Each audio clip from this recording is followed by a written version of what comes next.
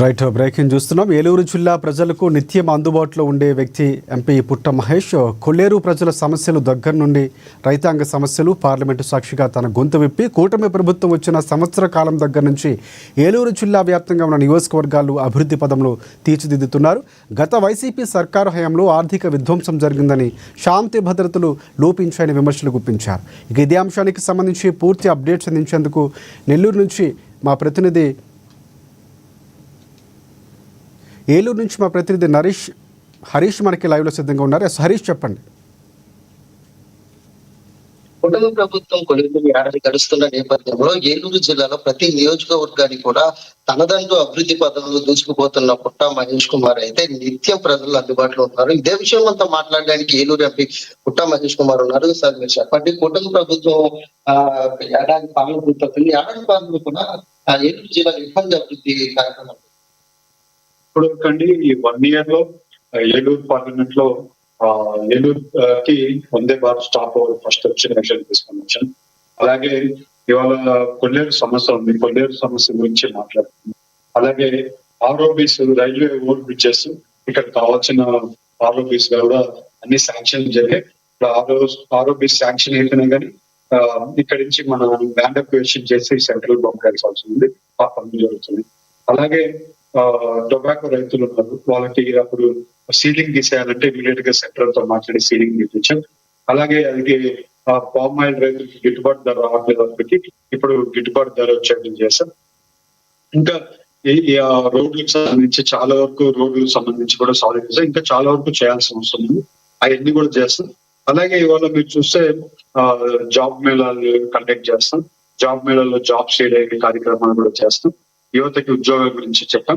అదే రకంగా ఇండస్ట్రీస్ కూడా తీసుకొని వస్తామని చెప్పాం. ఇప్పటికి ఒక 3 ఇండస్ట్రీలు, ఒకటి బయోగ్యాస్ ఇండస్ట్రీ, ఒక 2 ఫుడ్ ప్రాసెసింగ్ ఇండస్ట్రీలు, 2 కలిపి ఈ 3 ఇండస్ట్రీలు కలిపి 450 కోట్ల ఇన్వెస్ట్మెంట్ కూడా ఏలూరు పార్లమెంట్ కి రావడం జరిగింది.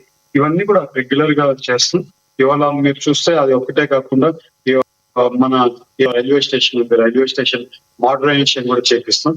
అది కూడా మోడర్నైజేషన్ ఆఫ్ రైల్వే స్టేషన్ ఏలూరులో కూడా జరుగుతుంది. అలాగే వేరే చిన్న చాలా కార్యక్రమాలు కూడా చేస్తాం. ప్రతి ఒక్కటి ప్రజలకి ఉపయోగపడే కార్యక్రమాలు చాలా వరకు అభివృద్ధి కార్యక్రమాలు చేస్తాం. ఇంకా దాంట్లో అన్ని లిస్టులు చెప్పుకుంటా పోతే చాలా ఉన్నాయి. అందుకని మేజర్ మీకు ఆల్మోస్ట్ చెప్తున్నాను. అంటే ప్రధానంగా ఆంధ్రప్రదేశ్ చిన్నదైన పోలవరం ప్రాజెక్టులో గత ప్రభుత్వంలో వైసీపీ తప్పనిసరి పూర్తి చేస్తారని చెప్పారు. ఈ కుటుంబ ప్రభుత్వంలో పోలవరం ప్రాజెక్ట్ అప్పుడే పూర్తవుతుంది. పోలవరం ప్రాజెక్ట్ అంటే మేము 27 మార్చ్ ఏప్రిల్ కల్లా కంప్లీట్ చేయాలని సీఎం గారు ఆదేశాలు ఇవ్వడం జరిగింది. పనులు కూడా అదే రకంగా జరుగుతుంది. ఇరిగేషన్ మినిస్టర్ గారు కూడా రెగ్యులర్ గా వచ్చి విజిట్ చేస్తున్నారు. అదే రకంగా పనులు జరుగుతుంది. మాకైతే కాన్ఫిడెంట్ ఉంది, వచ్చే 2 years లో ఈ వరద సీజన్, ఈ సీజన్ ఎక్స్టెన్షన్ ఐఫామ్ వాళ్ళు అన్ని పనులు కూడా ఇంకా మళ్ళీ స్పీడప్ అనుకుంటాయి. ఇప్పుడు మొన్న కూడా సీఎం గారు ఒక 2 months బ్యాక్ కూడా క్లియర్ గా చెప్పారు, నెక్స్ట్ 27 మార్చ్ ఏప్రిల్ కల్లా మేము కంప్లీట్ చేయాలని అనుకుంటున్నాం. సో పనులు కూడా స్పీడ్ గా జరుగుతున్నాయి. ఒక డైఫామ్ వాల్ కంప్లీట్ చేస్తే ఆల్మోస్ట్ పనులు అయిపోయినట్లే. సో ఆ రకంగా పనులు కూడా జరుగుతున్నాయి.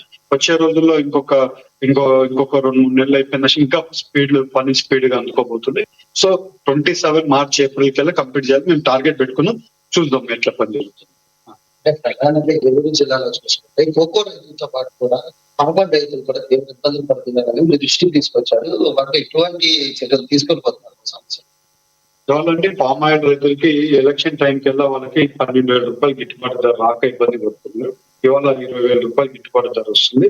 మళ్ళీ ఈ మధ్య కొంచెం సెంట్రల్ గవర్నమెంట్ లో ఒక 10% ఇంపోర్ట్ డ్యూటీ తగ్గడం వల్ల మళ్ళీ ఒక 1,600 రూపాయలు వాళ్ళకి రేటు తగ్గింది.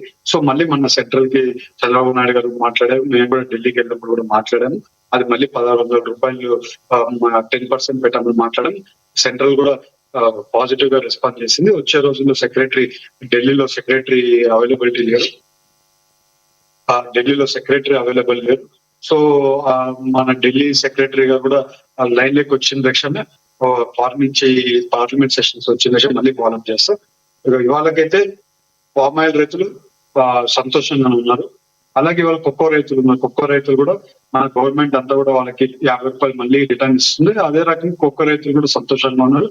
మొన్నటి వరకు టొబాకో రైతులు ఇదేంది అదేందని అల్లరి చేశారు. ఇవాళ టొబాకో రైతులు కూడా 390 రూపాయలు రేట్ వస్తుంది. ఇవాళ వాళ్ళకు కూడా మంచి రేట్ వస్తుంది. మార్కెట్ వాళ్ళకు కూడా పెరిగింది.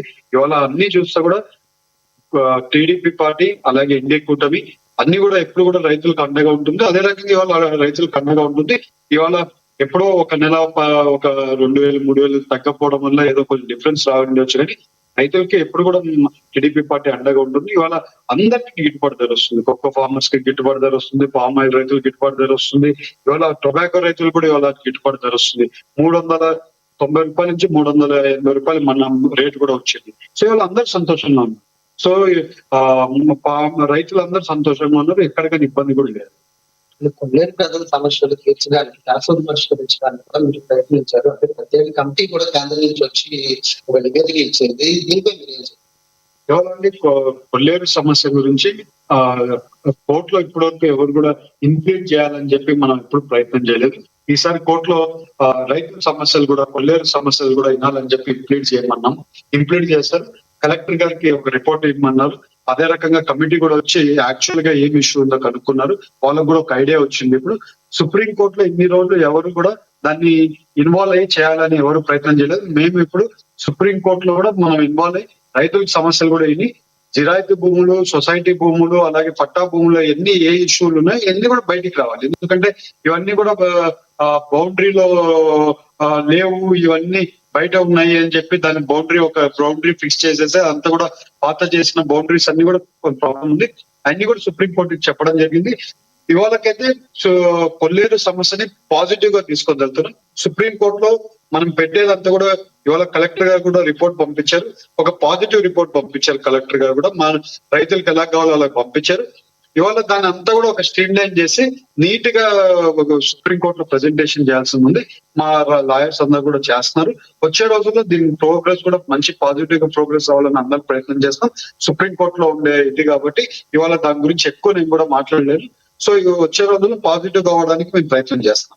ఏదైతే కూటమి ప్రభుత్వం ఎన్నికల సమయంలో హామీ ఇచ్చిందో హామీలు నెరవేర్చుకునే పదంలో ఏలూరు జిల్లాతో పాటు ఏలూరు నియోజకవర్గంలో ప్రతి నియోజకవర్గాన్ని కూడా అభివృద్ధి చేస్తున్నాం అంటూ, అదే విధంగా ఏలూరు జిల్లాలో ఉన్న నిరుద్యోగులు అయితే ఎవరైతే ఉన్నారో ప్రతి నెల మెగా జాబ్ మేళా పెట్టి వాళ్ళకి కూడా ఒక భవిష్యత్తును ఇచ్చే విధంగా తీర్చిదిద్దుతున్నాం అంటూ కూడా ఎంపీ పుట్ట మహేష్ కుమార్ అయితే స్పష్టం చేస్తున్నారు.